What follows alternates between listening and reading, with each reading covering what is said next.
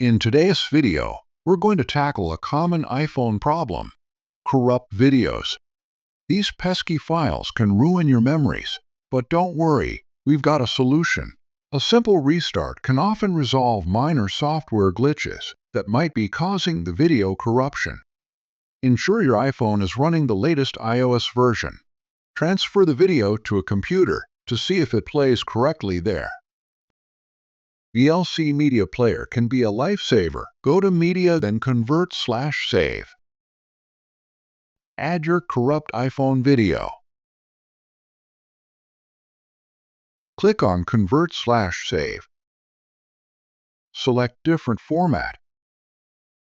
Click on Browse to save converted video. Click Start to begin the conversion process.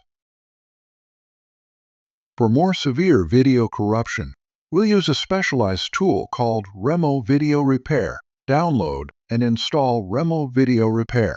Open the software and add your corrupt iPhone video. Click the Repair button to start the repair process. If your iPhone video file is severely corrupted, the tool will ask you to select a reference video to perform an advanced iPhone video repair process. Once repaired, preview the video and save it to your desired location.